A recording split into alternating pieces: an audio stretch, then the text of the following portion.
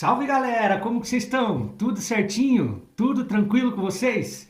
Cara, hoje eu vou trazer para vocês um dos vídeos acho que mais legais assim que eu pude fazer o roteiro sobre o Futurliner. Porque ela se confunde com um pouquinho da história americana e eu acho isso fantástico. Eu sempre digo para vocês que eu gosto muito de ver como os motores transformaram o mundo, as mudanças que foram acontecendo de acordo com a evolução dos motores. E os Estados Unidos, especialmente, têm uma relação histórica muito forte com as montadoras de veículos. A Ford, a GM e a Chrysler são montadoras que estiveram presentes em momentos cruciais do mercado norte-americano. Inclusive, nesse último problema que a gente teve aí global, eles produziram respiradores, por exemplo. Durante a Segunda Guerra Mundial, eles produziram tanques, blindados e etc.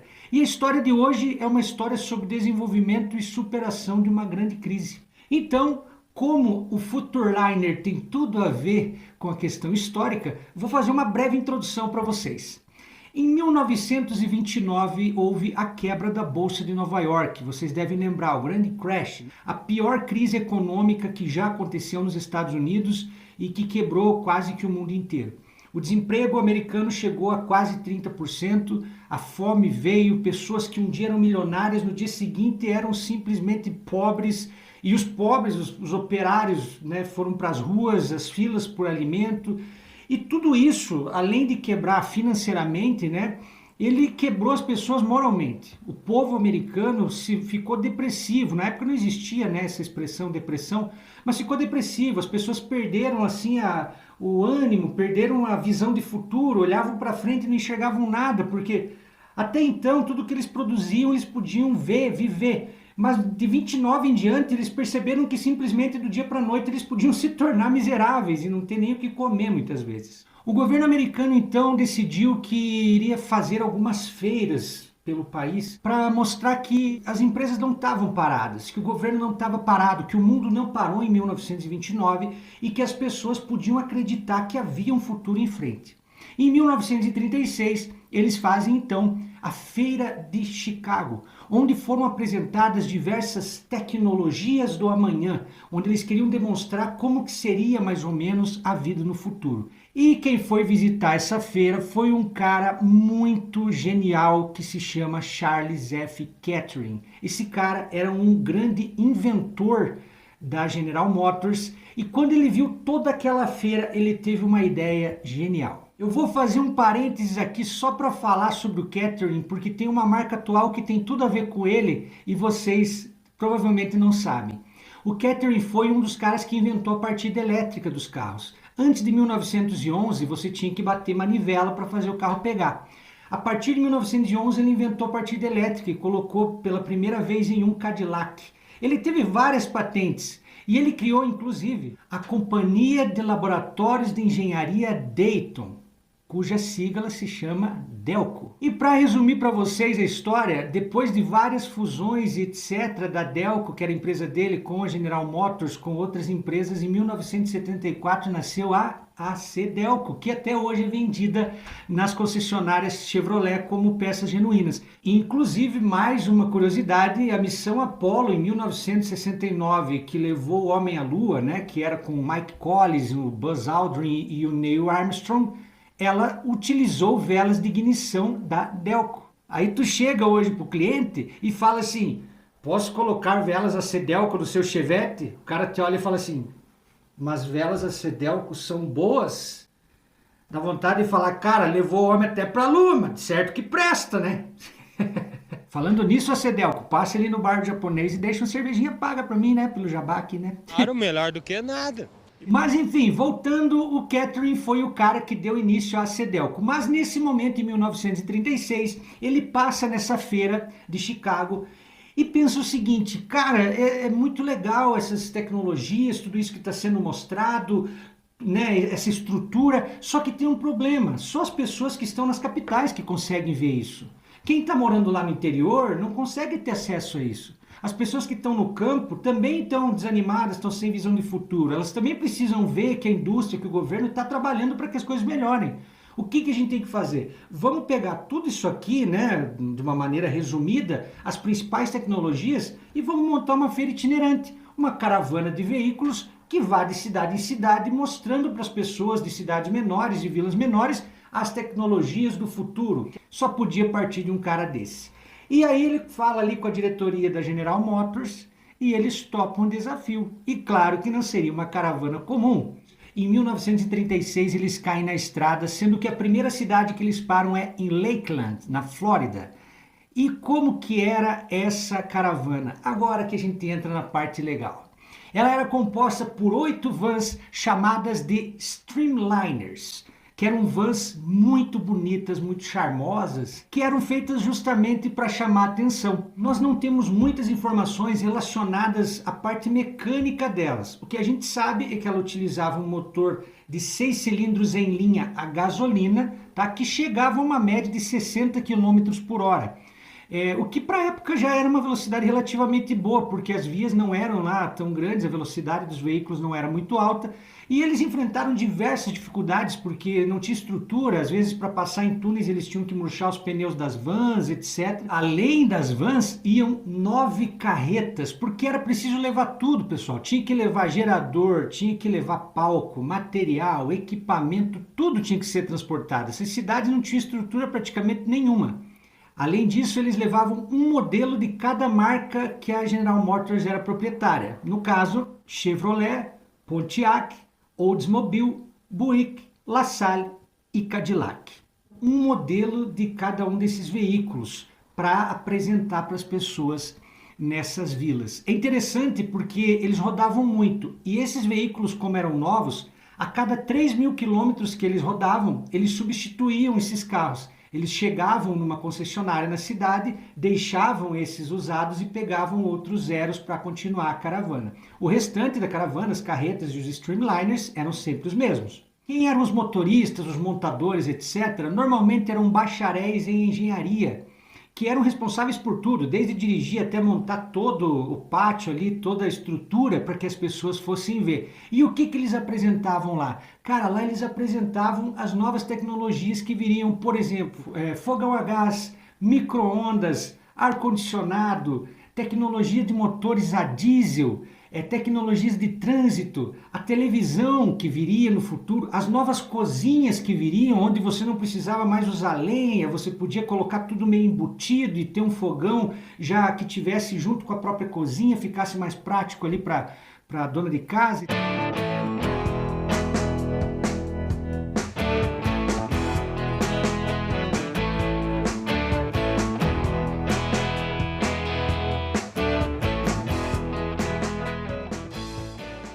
A gente precisa lembrar que essas pessoas elas não tinham televisão, então elas ouviam falar que existia algo chamado ar-condicionado, mas elas não tinham a menor ideia de como isso funcionava, porque pelo rádio não tem como você mostrar. E eles nessas feiras, então, eles mostravam essas tecnologias. Tinha um veículo que ia ali, que era o Oldsmobile Old Scout, que era um carro alongado, que era meio ali que o escritório deles, que era um dos primeiros carros a ter ar-condicionado. Enfim, era um evento que eles faziam e as pessoas iam até lá para adquirir conhecimentos, para ver que a vida ia ficar mais fácil na cozinha, no campo, as tecnologias estavam chegando. Como eu disse, na época não tinha TV, então esses eventos eles eram lotados, porque as pessoas elas não tinham praticamente nenhum tipo de lazer. Então quando chegava essa Caravana do Progresso, que era o nome que eles deram, né, Caravana do Progresso, quando essa caravana chegava, as pessoas todas iam lá para conferir e lá elas tinham palestras de como tudo funcionava. Tudo isso era feito de forma gratuita e se expandiu de tal maneira que em 1938 eles foram ao México e em 1939 eles foram fazer a caravana também em Cuba, tá? Vale lembrar que Cuba, nessa época, não tinha ainda sofrido a Revolução, né? A Revolução vai acontecer lá em 53, se eu não me engano. Então, em 39, Cuba era meio que um puxadinho dos Estados Unidos ali, né? E foi de 1936 até 1940 um sucesso total. Em cada cidade que eles chegavam, eles ficavam em média de 2 a 3 dias, faziam 5 sessões diárias, todas lotadas, até que a GM decidiu que era hora de aumentar um pouquinho essa caravana devido ao sucesso. E é aqui que vai entrar o Futureliner, essa obra de arte. A General Motors produziu 12 Futureliners para aumentar ainda mais essa caravana. Esses veículos começaram a rodar a partir de 1941 e eles tinham 10 metros de comprimento, 2,43 de largura e 3,35 de altura. Eles tinham uma direção central, o motor era um motor diesel de 4 cilindros com câmbio manual. Em cima eles quiseram meio que imitar uma cabine de avião e colocaram um teto meio que panorâmico, que gerou um grande problema inicialmente, porque dava um calor infernal ali dentro e não tinha ar-condicionado dentro dos Futurliners. É interessante que eles tinham espaço para apenas 3 pessoas, o restante era tudo para equipamento. Os Futurliners eles tinham rodado duplo tanto na frente quanto atrás. E eles tinham 14 toneladas de peso, o que gerou diversos problemas com a questão da direção, porque era muito pesado para esterçar o volante. Ele não tinha um sistema hidráulico completo para auxiliar, ele tinha um auxílio hidráulico que vivia dando problema nas bombas porque precisava de muito esforço, as bombas não suportavam.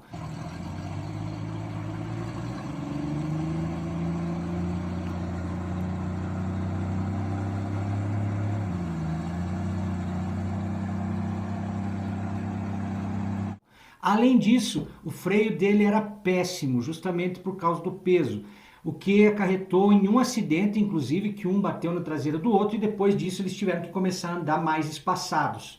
Todos os Futurliners eles tinham receptores de rádio, porém só o primeiro da caravana e o último que tinham transmissores. Então o primeiro e o último conseguiam se falar na hora de sair e na hora de parar. Os demais seguiam, né, o que estavam ouvindo ali na frequência. Os Futurliners, cada um deles, né, tinha cabine na parte da frente e na parte de trás eles abriam as laterais, puxavam uma torre, que no caso era a iluminação, eles já vinham com a própria iluminação e tinham seus próprios geradores, e cada Futurliner falava sobre um assunto. E eles seguiram rodando por diversas cidades até que em 1941 os Estados Unidos entram na guerra. Quando os Estados Unidos entram na guerra, eles param com esse projeto porque a General Motors, a Ford e a Chrysler vão para o esforço de guerra, vão produzir tanques de guerra, carros blindados, etc., como eu já tinha dito antes. Então o projeto é parado, mas calma que a história não terminou, ela vai ficar ainda melhor porque eles vão retomar esse projeto em 1953. Agora eles fizeram algumas modificações, retiraram o teto panorâmico e modificaram o motor, que agora passou a ser uns 6 cilindros e a transmissão passou a ser automática. E ele chegava agora a 70 km por hora.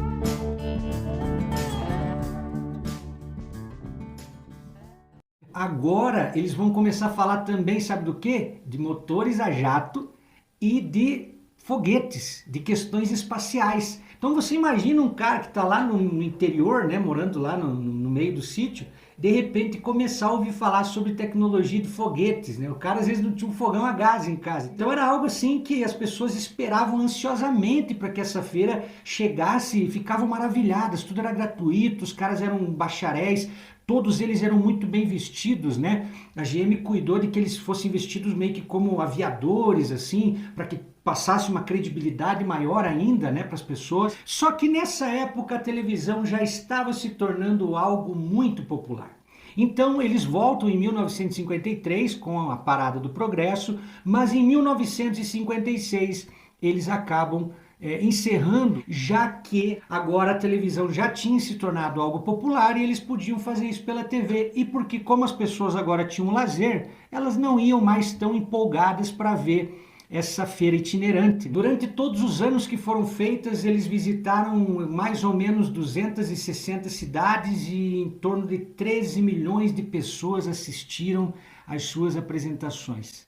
Depois que isso acabou, 2 Futurliners foram doados para a polícia de Michigan. Um deles, inclusive, acabou continuando sendo um carro de polícia itinerante que ia em cidades menores para falar sobre segurança pública. Um dos Futurliners foi vendido para um pastor que utilizou ele também como um palco itinerante para fazer pregações pelos Estados Unidos. Outros acabaram indo para o ferro velho e alguns viraram motorhomes, etc. Vale lembrar que hoje eles valem muito dinheiro, afinal só foram construídos 12 Futurliners. Mas a parte mais legal que eu encontrei nessa história foi demonstrar como uma montadora estava, preocupada com a moral da população e como foi possível que motores, novamente, ajudassem um país a se levantar, ajudassem a moral do país, ajudassem as pessoas a se motivar para fazer com que os Estados Unidos se tornassem a potência que acabou se tornando. Se você gosta de histórias assim, que falam sobre como os motores ajudaram a humanidade, eu vou indicar para você assistir o meu vídeo sobre a Estrada da Vida, que fala sobre o cerco de Leningrado e o caminhão gás AA. É uma história sem dúvida também comovente, que mostra mais uma vez que a mecânica e os motores, eles caminham junto com o progresso da humanidade.